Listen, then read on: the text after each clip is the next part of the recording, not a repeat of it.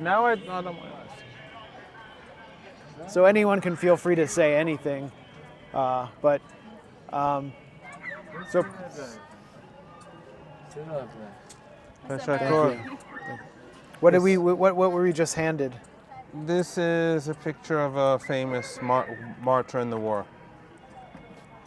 In the War of Holy Defense. That's right. So tell us where we are right now. I mean, we're in one of the most significant places in this country. This is the Tehran cemetery, the most important cemetery, where most people who pass away are still buried here. And this part of the cemetery is where the martyrs are buried, the war martyrs, the martyrs who fought against the Israelis, who fought against ISIS and Al-Qaeda. The bulk of the martyrs are, of course, those who were in the war between Iran and Iraq. Yeah. Usually there are large crowds on Thursdays because it's the weekend, Thursday afternoon, evening. Now most have left. And Friday mornings. So how many people were here? How many people typically come on Thursday night? I don't know the numbers. Thousands. Yeah, many. Yeah, tens of thousands. Tens probably. of thousands. They come and go because there are many families. There are many people who just come. And on religious holidays, it becomes very crowded, like maybe in the hundreds of thousands, if not over a million. So what is the... There'll be special holidays, like during Ramadan, during the special nights, it becomes extremely crowded here. All of this area is just full of people, packed, sitting and praying. Everywhere. Can you explain the emotional and spiritual potency of this site to people who come here on Thursday night? I mean, what does it mean to them? Well, many of the people, like here, this is one of the older areas.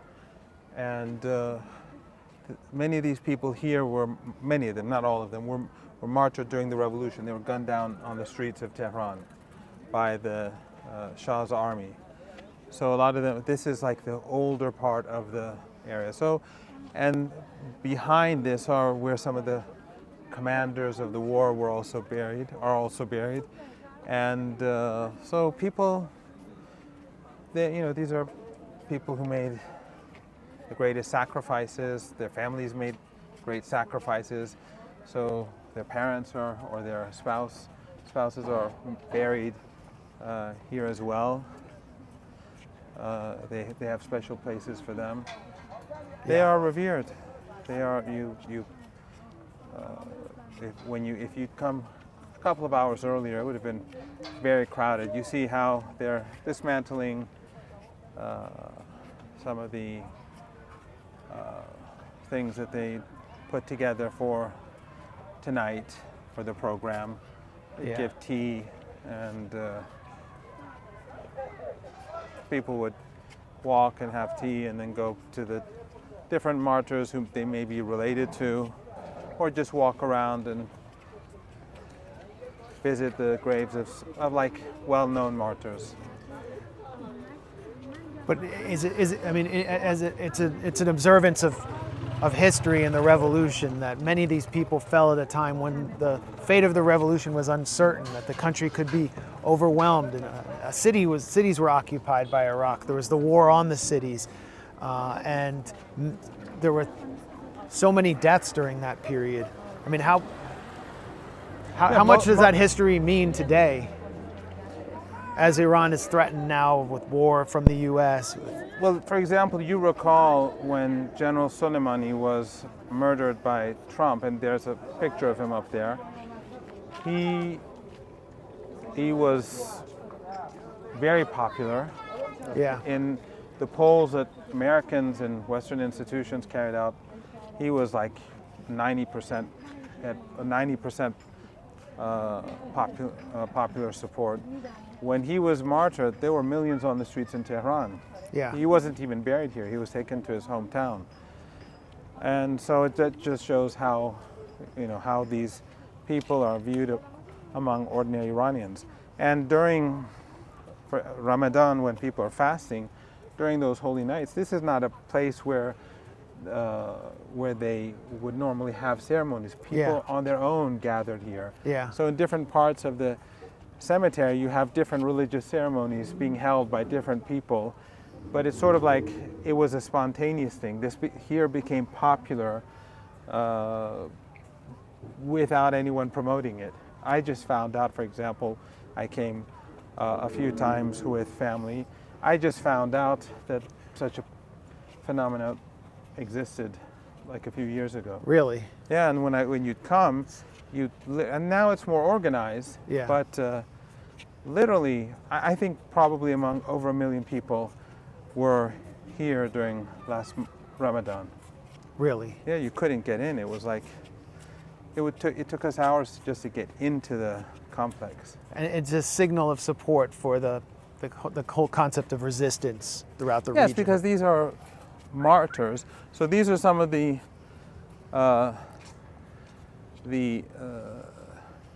میخوایم از اینجا بریم. So these are some of the martyrs who played a key role during the first couple of years in the war. So when Saddam invaded, the army wasn't ready because a lot of people who were conscripts, they fled the army during the revolution. Yeah. And many of the senior commanders they fled the country. Those who were, and a lot of them were just removed. A few were executed, those who committed mass murder, but the army wasn't ready. The Revolutionary Guards back then was very small. It wasn't, they weren't well armed. Yeah. So Saddam invaded the country, and many young people just joined as volunteers. They joined the guards as volunteer forces. And so a lot of the people here are either those who were killed on the streets of Tehran during the revolution, and others were the first wave of revolutionaries who were defending the country. And of course, army personnel, officers, Air Force pilots, naval forces. So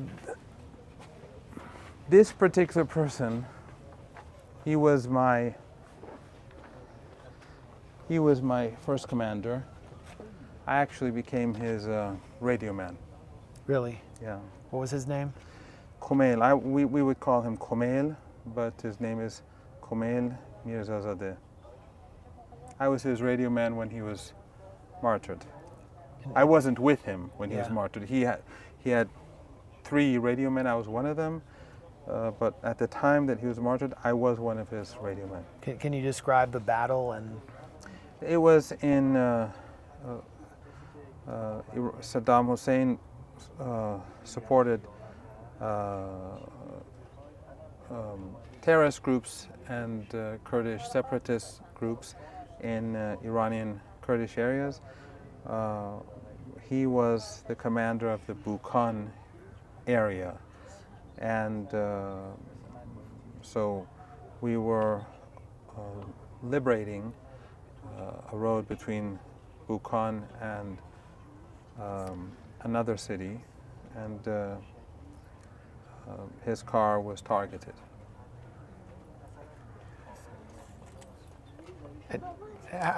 This person, Bagheri, he is the brother of the current commander of the armed forces. Oh, okay. He was a key person in the initial victories in the war, when Saddam's forces were being pushed back. I say Saddam forces because I don't like calling them Iraqi forces. It was a regime that had imposed itself on the Iraqi people. And if you know, I've been to Iraq during ISIS, and I was with Iraqi forces when they liberated areas in the north, and I was with them when they liberated Mosul, and the relationship between Iraqis and Iranians, and Hezbollah, because Hezbollah was there. They were they were training the Iraqis, they were fighting with them, and so were the Iranians. The relationship was always excellent. Why did you fight? I didn't fight. I went, just like when I'd go to Syria or Yeah, I'd go to Lebanon, I'd go to sort of be there to see what was going on. No, I meant why you I never fought in the army. in the Iran I meant again, generally speaking. defending. I was a volunteer. I wasn't in the army. Right. So, So you were not conscripted. no. I was a So you fought out of ideological yeah. desire. Yeah. But what were you and other volunteers fighting for? Well, Iran was invaded. The West and the Soviet Union, both blocs, were supporting Saddam Hussein, and he was carrying out atrocities with their funding from Arab governments in the Persian Gulf as well. And so I was one of many volunteers. I was 16 when I first volunteered, then I joined the Guards as a Basij member, sort of like the Popular Mobilization Forces in Iraq, or the volunteers in Hezbollah. Actually, one of my close friends is martyred. If you want, we can walk. We can go there. So he was my first commander, but I wasn't there when he was martyred. All right.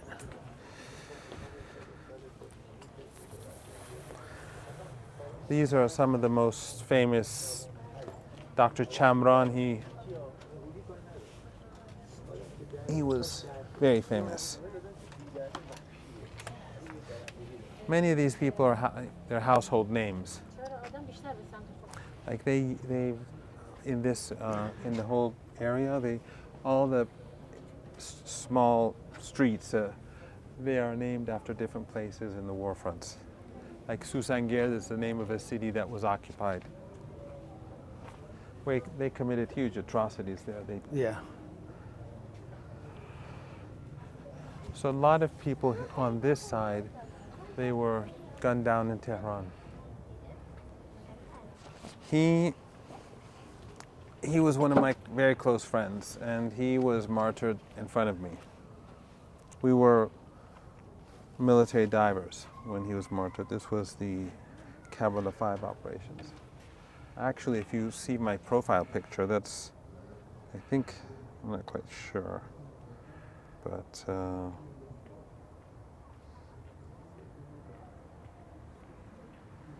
yeah, see, this is my profile picture. This is him.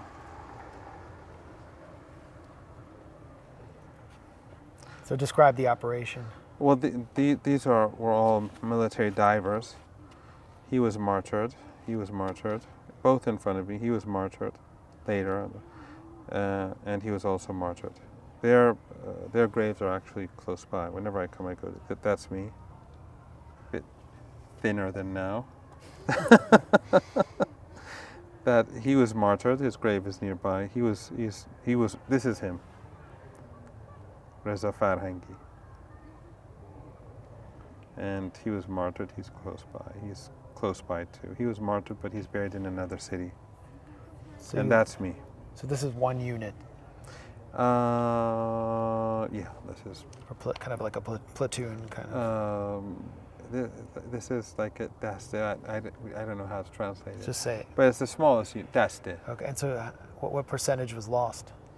The martyrs and the Kabbalah 5 operation was the heaviest fighting in the war, and they had the heaviest fighting. So, but two of these people were not martyred during this operation. They were martyred later. But these 3 people were martyred in front of me during the operation. And so, I mean, literally in front of me. So can you describe the operation? I mean, what was the? We crossed the Shalamche Lake and attacked Saddam's forces to the east of Basra, the city of Basra. And we established a beachhead. And then after we were able to, with a lot of difficulty and martyrs, make that place, secure that area, then reinforcements came in. And so, I mean, this was inside Iraqi territory, this is literally, he was literally martyred. Because I've been there, like on the border after the war, because people go there for the Iranian New Year. It's massive crowds go there to the areas on the border, to see the places where the battles took place. He is, I think, was martyred 10 meters inside Iraq. Yeah. That was a turning point in the war. The Battle of Karbala 5 was, during that battle, the UN Security Council passed Resolution 598. So it took them almost 6 years to pass a resolution which met Iran's minimal requirements. Right. Iran didn't reject it, it didn't accept it at that time, because Iran wanted the aggressor to be named in the first part of the resolution, but they put it like in the later. But then more than a year later, I think Iran accepted the resolution. And back to like losing. So if we didn't have Operation Karbala 5, we would not have had this Resolution 598, through which peace was ultimately established. Because the UN was siding with Iraq. Yeah. I mean, even when chemical weapons were being used. You mean the Security Council? The UN Security Council, yeah. So the UN Security Council would not condemn Saddam. It would not declare, for example, that he was using chemical weapons. It never said that his forces were attacked Iran, invaded the country. They were always careful not to do anything that would be evidence that Iran was a victim. And do you want to gradually walk? Yeah, and losing them. General Soleimani was also a key commander in the Karbala 5 operations. What was his role? He was leading a Lashkar Mishe battalion. He was leading a battalion. I was in a different battalion. So how did you cope with losing so many friends? Was it that the battle was a success and that they fell in a victorious battle that helped? You know, I began fighting when I was 16. So I began losing friends since I was 16, and I was almost 22 when the war ended. So over the years, I kept losing friends. So it's something you have to live with. I mean, very rare for us in the U.S. with this obviously sort of fantasy guarantee of total security to cope with losing friends. Did you lose something inside yourself, a sensitivity to death? No, whenever I see war, that's one reason why I kept going to Syria.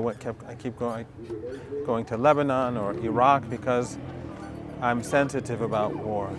It's something that, the injustice of what the United States has done to our region, to our people, whether it's in Syria through a dirty war, whether it's in Lebanon through the Zionist regime, whether it's in Iraq through ISIS and Al-Qaeda. All of these are things that, for me, are very,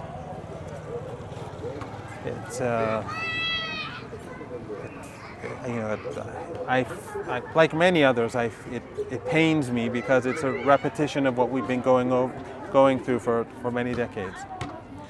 Yeah, I think something I just being here for several days, going to dinner and realizing I'm next door to, for example, the tomb of Mohsen Fakhrizadeh, the Oppenheimer of Iran, who was assassinated by Israel, or seeing all of these graves, just this vast landscape of graves.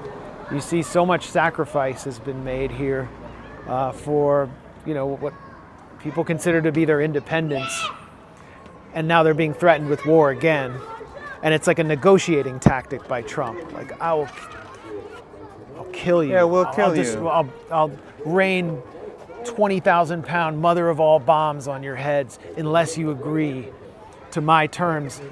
But it's so clear that so much sacrifice has already been made.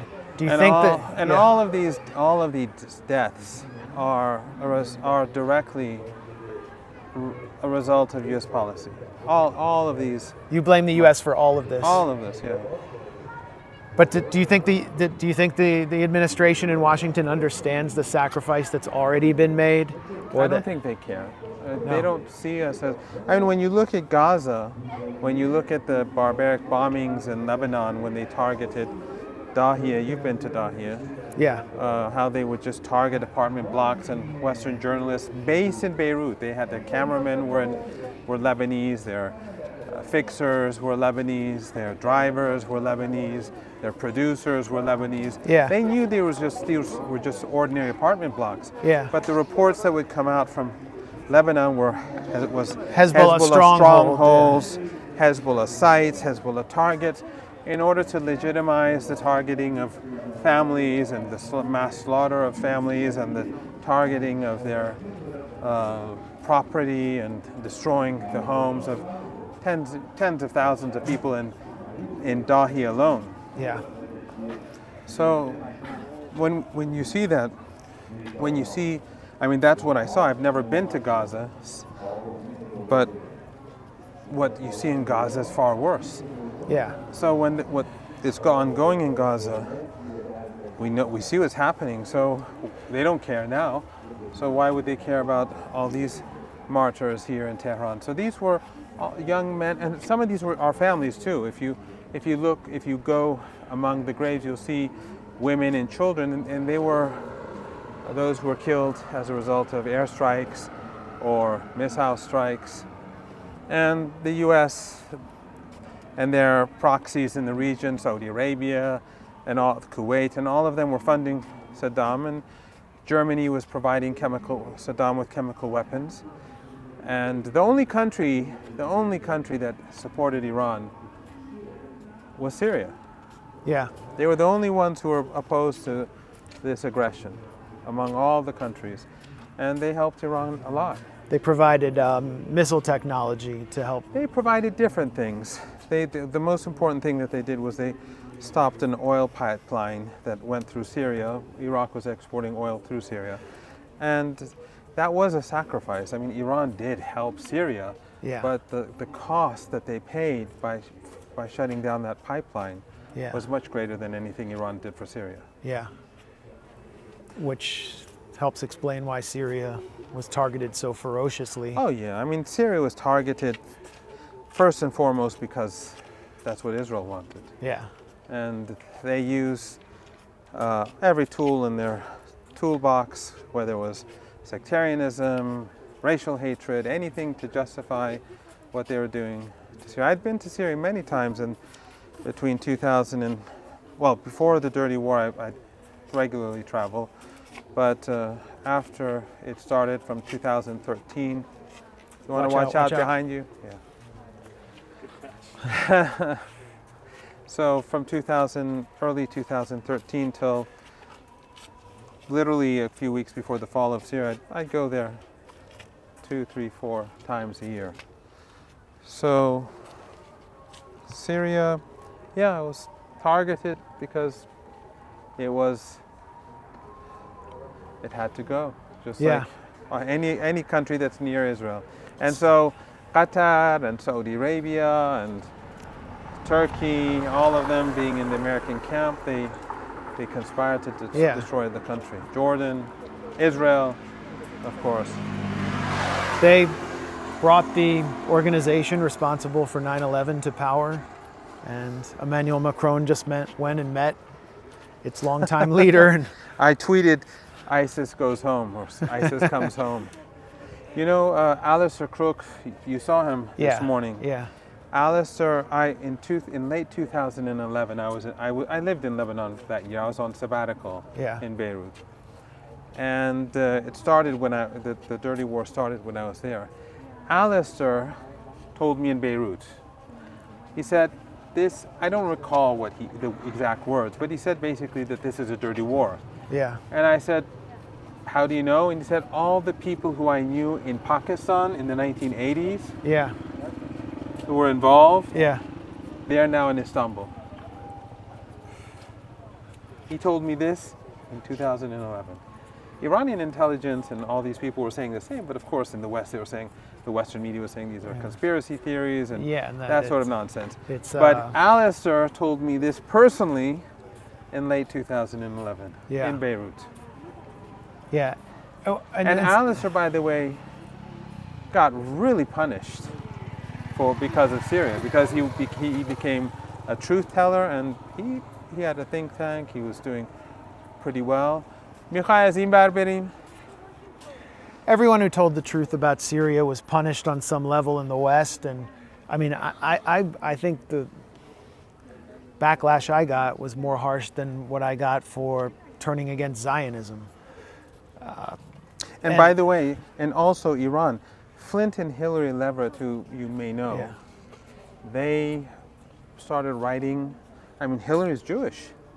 Yeah. And both worked in the White House. Yeah. And they wrote a book going to Tehran.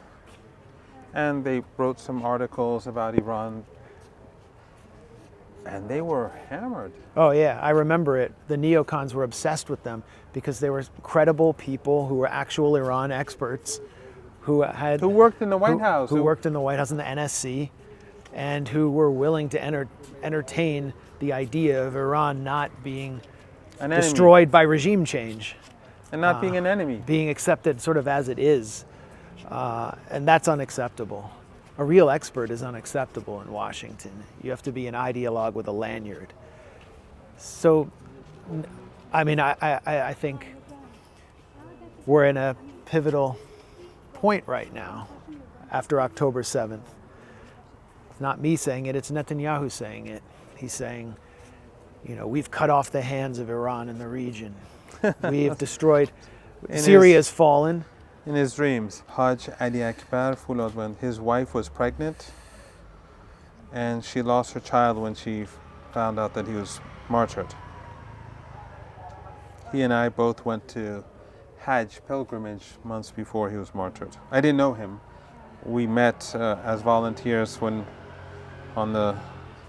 this is him.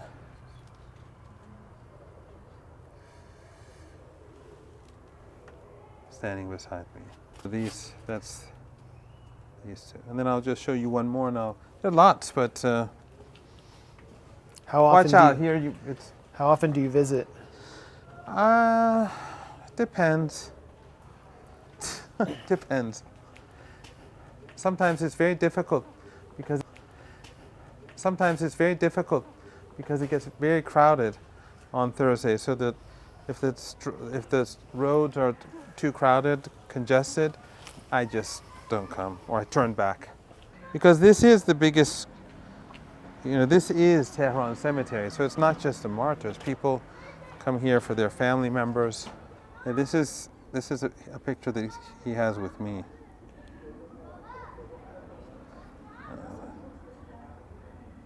See? They cut me out of the picture. So you're right there. Yeah, I'm in the picture, I'm here. It's the two of us. That's life. Yeah. Why do you think you lived and the man standing next to you didn't? That's what God willed. That's what God wants. It's not for me to say. One day we'll find out. Yeah. One day we'll find out. God needed someone to shut down BBC presenters. Yeah, I truly believe in this sort of thing. There's a reason why, for example, a Jew stands up to the Secretary of State and says, "You're destroying my religion." There's a reason why someone like me, Well, there's a reason why you developed a certain fearlessness, or some would even say reckless abandon, to confront power. A lot of people might be intimidated by a Western media presenter who's so polished and has so many talking points to throw at you. But you've been sort of a singular force from this country, and being able to overcome the propaganda. I mean, I think that's what you're known for in my country. I don't, you know, I don't fear them, because the worst that he could do is just, what can he do to me? He can try to humiliate me, or to, you know, all these people have died. I have a responsibility. You have a responsibility. We all have a responsibility to do what's right. Is that what it is? You feel a responsibility to? Yeah, that's the only reason I do it. It's the only reason I do it. Otherwise, I'd rather go and just teach and live my life. I don't like being on television fighting with these people or being attacked or accused. It's not, I don't think you take pleasure in people antagonizing you, but you feel someone has to do it. If we don't do it, then who's going to do it? So is it revenge in a way? No, I think it's just defending the oppressed, the abused, the marginalized. For me, it was kind of revenge, confronting Blinken, because it was the only thing I could do, and I had the ability to be in the room. Yeah, but you could just be quiet. You could just live your life. I couldn't just live my life, so because I couldn't live with myself. Yeah, but exactly. So it's not just revenge. It's a principle. It's a series of principles.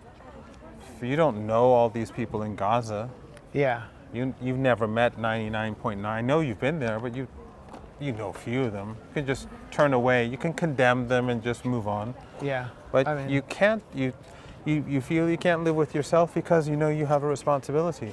When it came to Syria, I felt I had a responsibility. When it came to Iraq, when it came to Syria, Lebanon, Yemen, you and I have, you know, and others like us, many.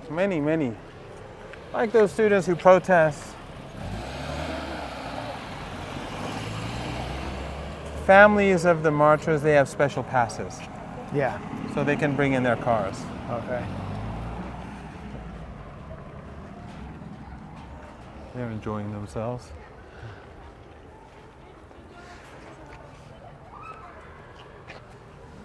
Yeah, there are lots. We can go on for hours here. The weather's nice. I would say that much of the death that I've been confronted with, I mean, my grandfather fought in a war and is buried in a cemetery, the Arlington National Cemetery. But it has a different meaning to Americans than this does to Iranians. It doesn't have the connotation of self-defense the same way this does. You know, because of the culture of Imam Hussein and Karbala and the grandson of the Prophet fighting against the oppressor of his era, and the fact that he was supporting the oppressed and he wouldn't submit to oppression, and he was martyred along with his companions. That has a huge impact on Iranian culture. Huge impact, just like in Hezbollah and elsewhere. So these martyrs, they are looked upon as people who follow the footsteps of the grandson of the Prophet and his companions, and they stood up against injustice wherever it is, you know. Yeah. So whether the martyrs are in Lebanon or in perhaps Yemen, or Syria, or Afghanistan, or anywhere else, they are seen in that context. So the culture of Ashura, the day when Imam Hussein was martyred, is very, has a huge impact on Iranian society. Do you think that's given Iranian society a greater ability to withstand the blows of empire? Oh, absolutely.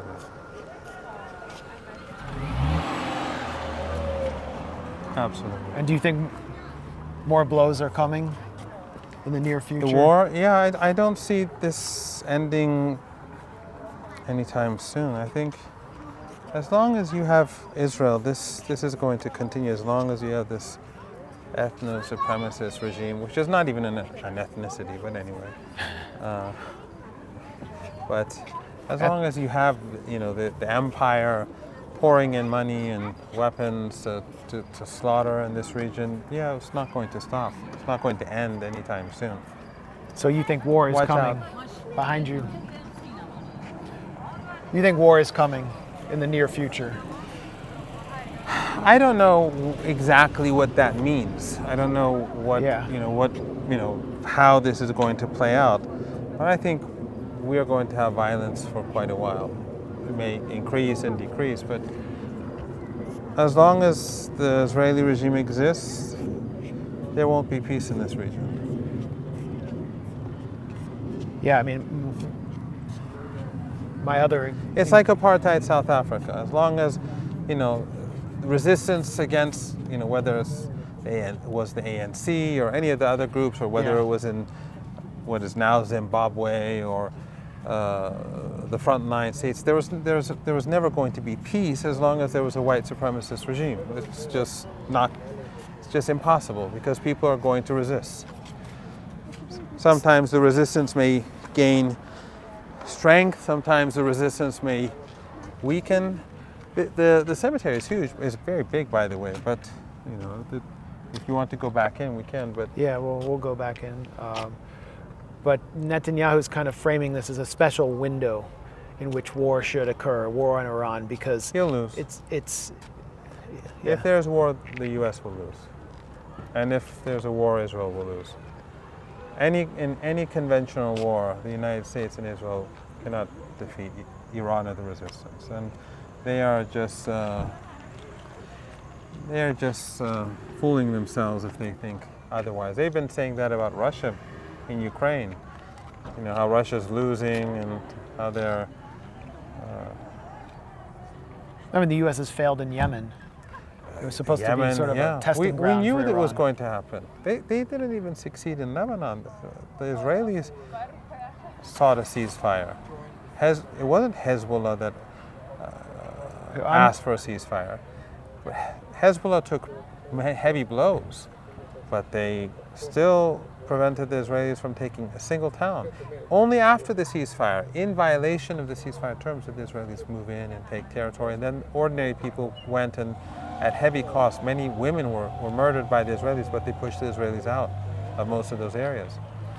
In Gaza too, in Yemen, and I don't see the Israeli regime having had any success. The only place where they succeeded was in Syria.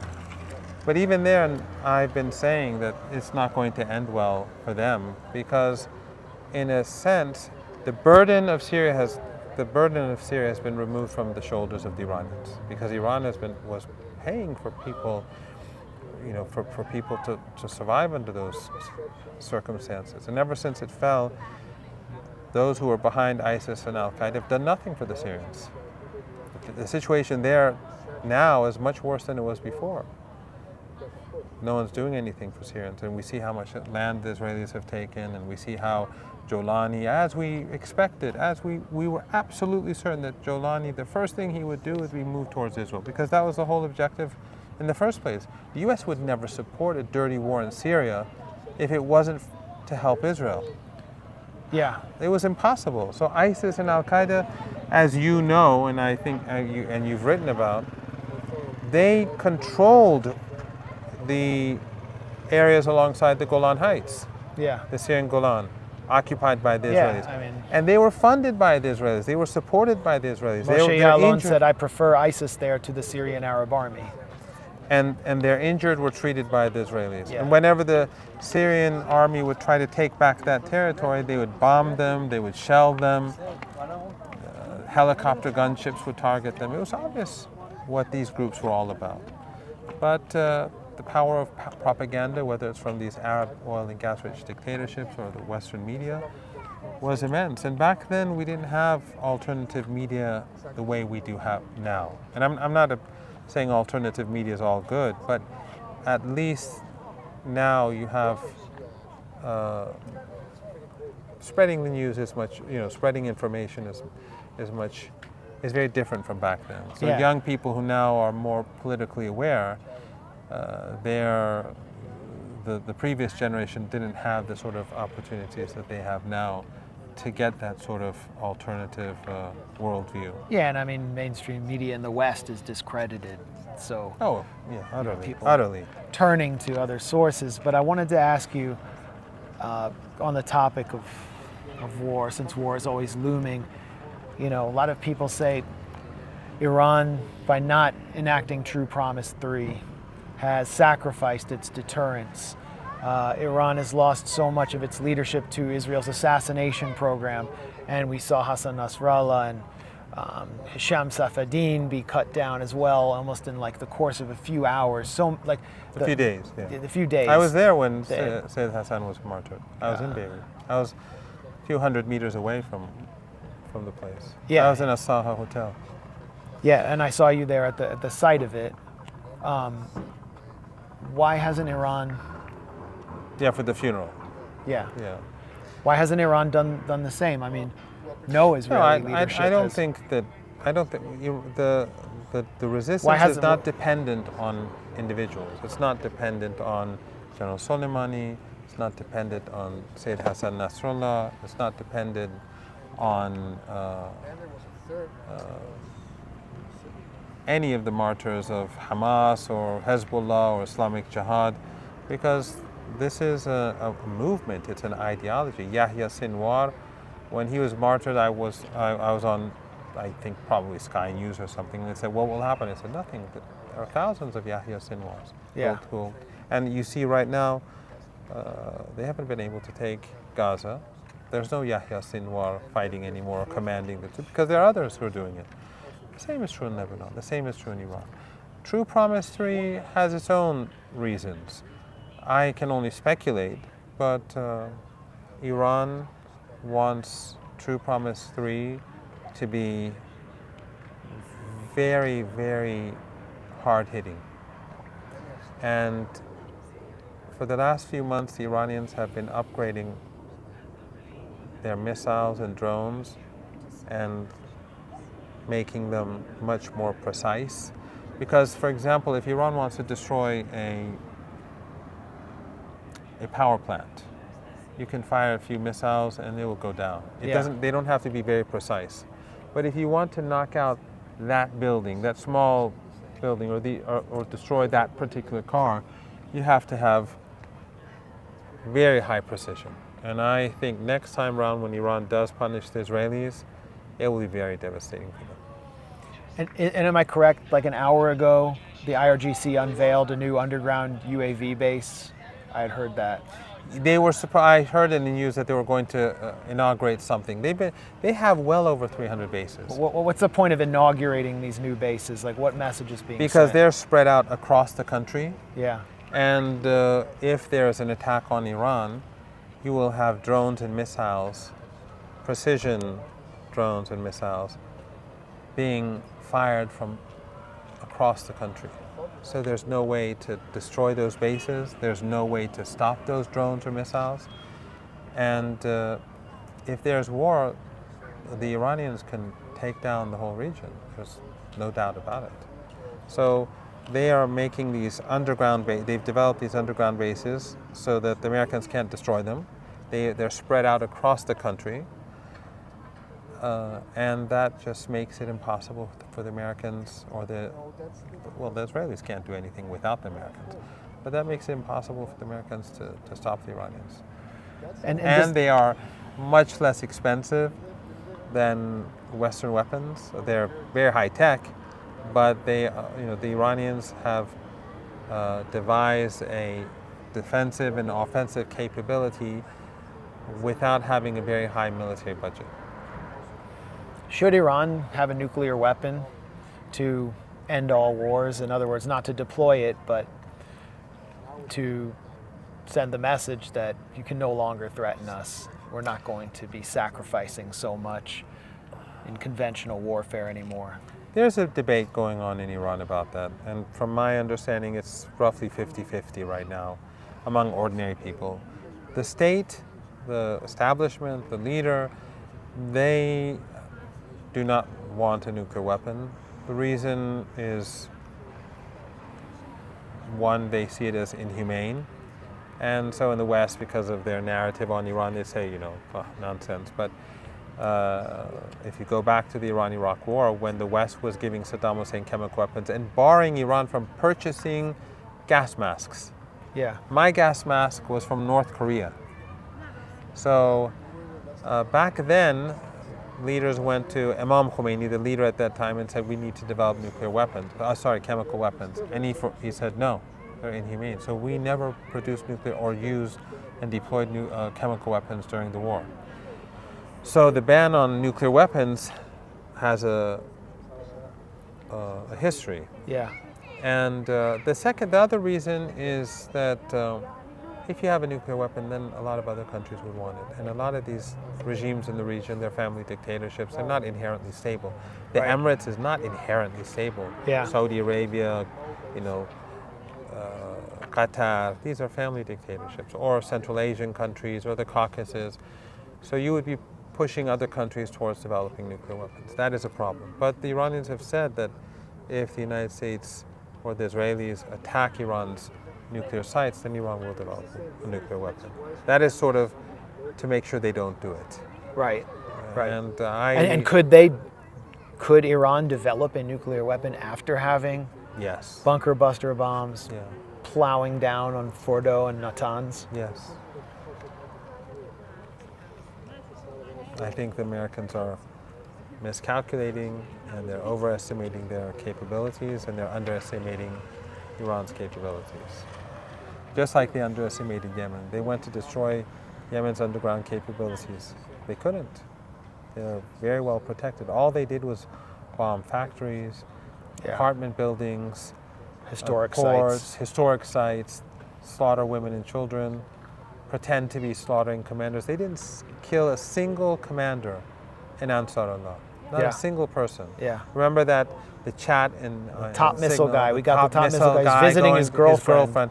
He murdered a family probably, along with other families in that building. But what's the name of the top missile guy? What's his name? Yeah. If they have And the that was intelligence, all- they can give a photo and say, this is the guy. The intelligence came from Israel. That's why they were so mad about Signalgate. But will you ever see the New York Times raise questions about, okay, what is the identity of this guy? Yeah. Or any other guy? That's how it works.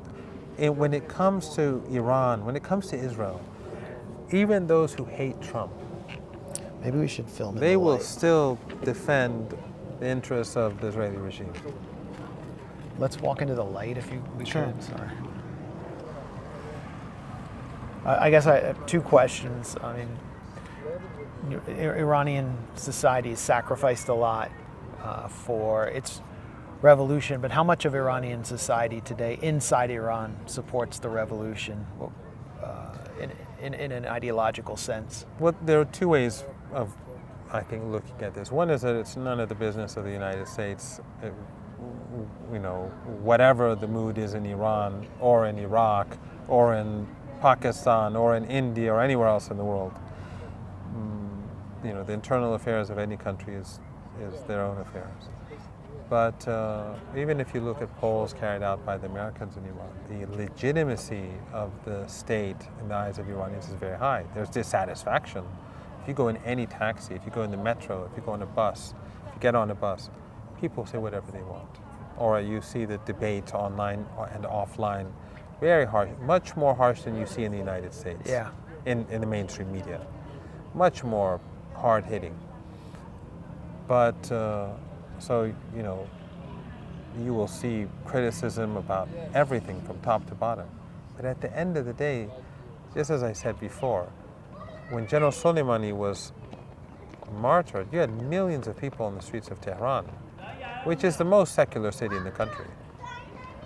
It is the most, liberal and, Western-oriented city by far. Yeah. So this is all wishful thinking in the West. They seek to justify what they do against Iran by, saying that Iranians hate the regime and the regime. But there's always this: if all the Iranians hate the regime, as they call it, the regime, and it's falling apart and it's corrupt and it's incompetent, then why is it always a rising menace and a threat to the region and a threat to the world? Why is it so powerful and dangerous? You can't have it both ways. Yeah. But it's that Orientalist reservoir of knowledge that has been produced over centuries, which allows these contradictory narratives to coexist without people questioning them. It's all negative, so even though they contradict each other, but still they all seem to be true. It's both corrupt and falling apart, but it's a rising menace at the same time. And people will say, they'll nod their heads, confirming both simultaneously, because both show that Iran's somehow very bad. Yeah, I mean, there are two kinds of nationalism in my view. There's the nationalism of the United States, which is sort of a supremacist nationalism about dominating. Many people interpret America first not as bringing America home, but actually just American primacy over anything it can take. And then you have the nationalism of states that are victims of empire, whether it's Iran, Venezuela, the part of the population of Lebanon, and that nationalism transcends politics and transcends support for the government in a lot of ways. And and I think it's also more than nationalism. For example, Iran's sympathy for Lebanon, for Yemen, for Palestine goes beyond nationalism. It's a sense of brotherhood. It's a bond that exists. It's very interesting when you look at the Persian media in the West that beams into Iran, which is very hostile. Yeah, Iran International. Iran International and all the other BBC garbage. Persian. Yeah, they always say the Arabs hate you, and the Palestinians hate you in particular. And then the Arabic media, like Al Arabiya and Al Jazeera even, and all of them basically, they try to turn Arabs against Iranians in their way. So the Persian media beamed in from the West tries to turn Iranians against Arabs and Sunnis and their neighbors. And then the Arabic media, funded by these oil and gas-rich dictatorships, they try to turn the Arabs against they use the same sort of narratives against Iranians to keep people divided. But despite all that, the sympathy that Iranians have for Palestine is very high. Yeah. And the sacrifices Iran has made for Palestine is unique. It's unique. The Iranians have paid a heavy price for Palestine. Yeah, it was amazing watching Al Jazeera after October 7th, and they just totally changed their tune on Shia people being slaughtered in Lebanon, for example. Suddenly it was a horrible tragedy and a crime, and Iran was the leader of the resistance axis suddenly, and that wasn't the case on Al Jazeera before October 7th. But things always come. I mean, Hezbollah was revered throughout the Arab world after 2006 when they gave Israel a bloody nose, and then they were suddenly turned into an object of hatred when they went into Syria to prevent what we see happening right now with the slaughter of minorities. All of the Arabic media, just like the Western mainstream media, they are working in the interests of those regimes. None of them have been sincere in supporting Palestine. I mean, Qatar was supporting Saudi Arabia. Turkey was supporting Saudi Arabia during the genocidal war on Yemen. When it started, everyone was siding with the Saudis. Yeah. Later on, when the divisions between Qatar and the Saudis and the Emiratis emerged over different issues, did Qatar and Turkey tilt away from the genocide and began to become critical, but for their own reasons. Or, for example, right now, when the Americans started bombing Yemen again under Trump, Qatar, the Emirates, even though they're at odds with each other, and Bahrain, and the Saudis, they were all helping the Americans bomb. And when you look at the Gulf states, whether it's Qatar, UAE, Saudi Arabia. Or just one other thing. Yeah. When Iran would carry out True Promise 1 and 2, the radar stations in Turkey, in Qatar, and all these countries were being used to help Israel. Jordan, all of them were being used against Iran. Every single one of these countries. They were mobilized to help the Americans bring down Iran's drones and missiles. You have a mosquito feasting on your blood right there. You waited for it to I waited for your comment to finish. Wait for him to take my blood. Yeah, so Yeah, so it's okay. So you had all American bases across the region, whether in Turkey, whether in Jordan, whether in the Emirates, whether in Qatar, whether in Bahrain. All of them were being used to help Israel, to help them help the Americans bring down Iranian missiles and drones. And I mean, in reality, the Americans are kind of running a protection racket there. They're saying, you host our bases, and we will defend you, and you give us your oil.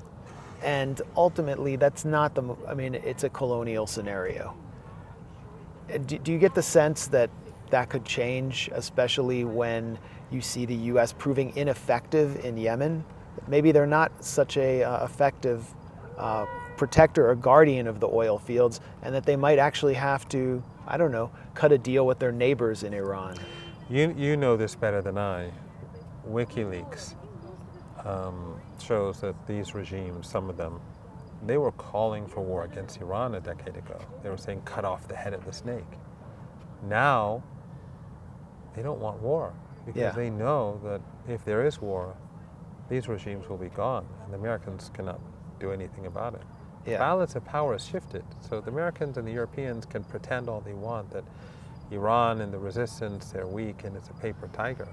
But the very fact that the Saudi defense minister comes to Iran and brings a message from the king, and the fact that they all send messages to Iran and they keep telling the Americans we don't want war, is because they know the balance of power has shifted.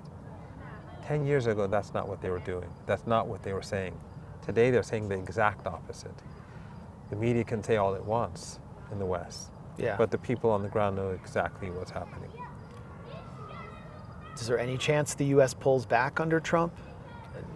If he knows what's good for him. The United States cannot win a war against Iran. Yeah. It's just not possible. And the Israelis, without the Americans, they're nothing. They're not a power. If the Americans and the Europeans pulled the plug, Israel wouldn't last for more than a few weeks. This is not a powerful regime. This is just a regime that's receiving everything the West has to offer. Yeah, I mean, it's another thing I've noticed here, for example, touring the Aerospace Museum. Obviously, Iran's homemade air defense systems are not as advanced as the THAAD system or the Patriot battery, the most recent generation of the Patriot battery, but they're developing. But I wouldn't be so sure. Okay, maybe it's not obvious. It may not be as advanced as the newest Chinese and Russian weapons, but American weapon systems are very much overrated. Well, the point, whether or not they're more advanced or not, the point is the U.S. has had to bring 1/3 of its THAAD systems in to protect Israel. That's right. From missiles being fired from Yemen. Israel's totally dependent on the U.S. protective umbrella and on U.S. technology. It has no domestic industry. In fact, it's banned under the special relationship and the qualitative military edge deals that it's cut with the U.S. from developing its own platforms. Iran is at least able to develop its own platforms to defend itself. But also, just to point out the capabilities of Iran, when Iran fired roughly, 200 missiles into Palestine, they couldn't down more than a few of them.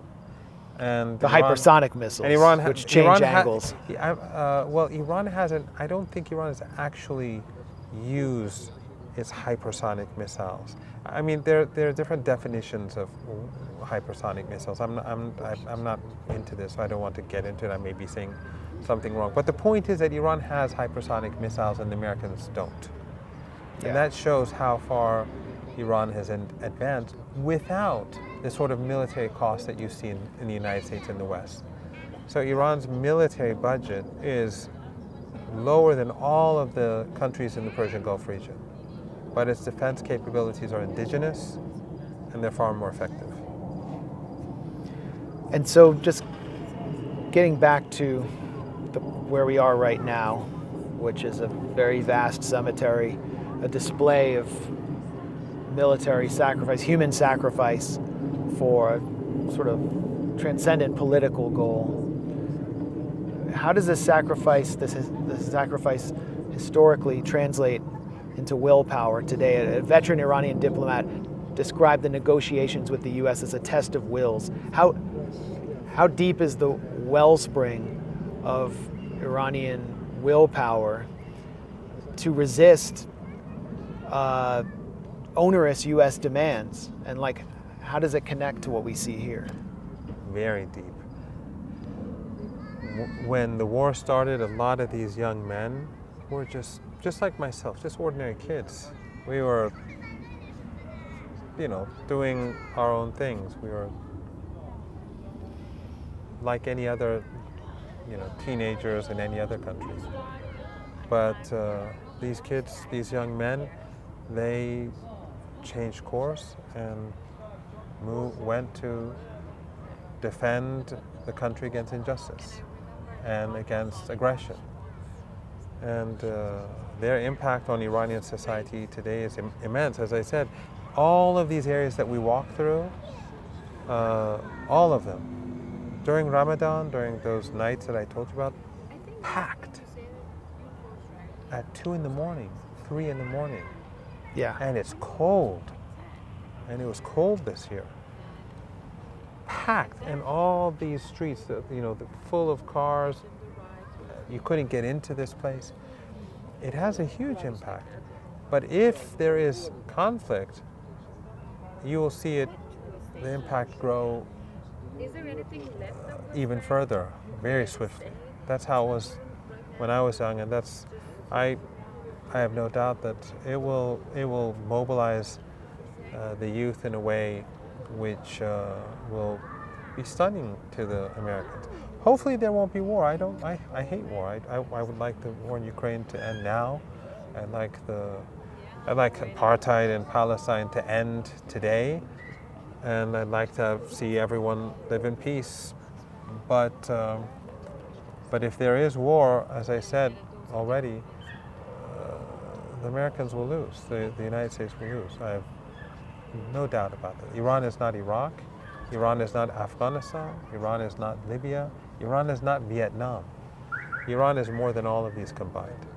And the Americans, the American government, elites, they believe their own propaganda, and because they believe in this exceptionalism, and a lot of it's money and the lobby, and they produce the propaganda. They believe their own propaganda often, but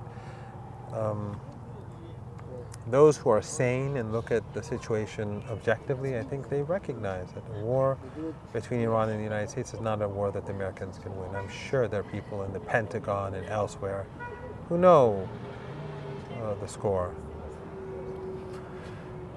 Well, hopefully we never find out. Hopefully. Professor Marandi, thanks a lot. Thank you.